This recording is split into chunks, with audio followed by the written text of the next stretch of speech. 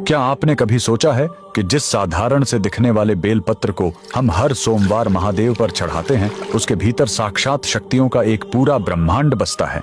आखिर एक बेल के पत्तों में ऐसा क्या है कि उसे चढ़ाते ही महादेव का रौद्र रूप शांत हो जाता है? स्कंद पुराण में छिपा है वो रहस्य जो बताता है कि बेलपत्र कोई साधारण वनस्पति नहीं, बल्कि माता पार्वती के पसीने की बूंदों से जन्मा एक दिव्य कवच है। वीडियो के अंत तक बने रहना, क्योंकि आखिरी हिस्सा आपको बताएगा कि बेलपत्र के 3 पत्ते असल में किन 3 महाशक्तियों का प्रतीक है। इस अलौकिक गाथा का आरंभ होता है मंदराचल पर्वत से, जहां माता पार्वती कठिन तपस्या में लीन थीं। तप की अग्नि इतनी प्रचंड थी कि उनके मस्तक से पसीने की कुछ बूंदें धरती की कोख में जा गिरी। उन्हीं दिव्य बूंदों के अंश से एक अद्भुत वृक्ष उत्पन्न हुआ, जिसे स्वयं माता पार्वती ने बिल्व वृक्ष का नाम दिया। लेकिन रुकिए, इस वृक्ष की असल शक्ति इसके बाहरी रूप में नहीं, बल्कि इसके कण कण में बसे देवत्व में है। स्कंद पुराण के अनुसार बेल वृक्ष की जड़ों में स्वयं माता गिरिजा और राधा रानी का वास है। इसके तने में देवी महेश्वरी निवास करती हैं, तो इसकी शाखाओं में दक्षायणी की शक्ति बहती है।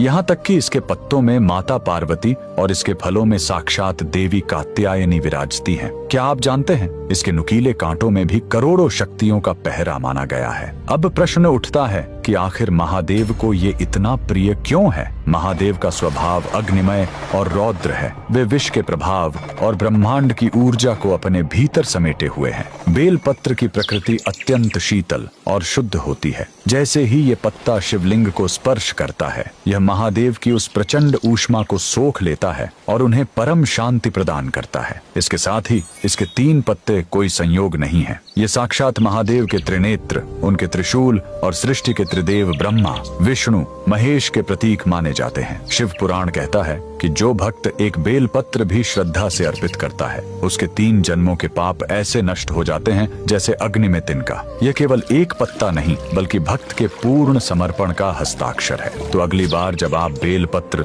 तोड़े या चढ़ाएं, तो याद रखें, आप प्रकृति का एक अंश नहीं, बल्कि साक्षात शक्ति का स्वरूप महादेव को सौंप रहे हैं। अगर आप भी महादेव की इस दिव्य शीतलता के भक्त हैं, तो कमेंट्स में हर हर महादेव जरूर लिखें।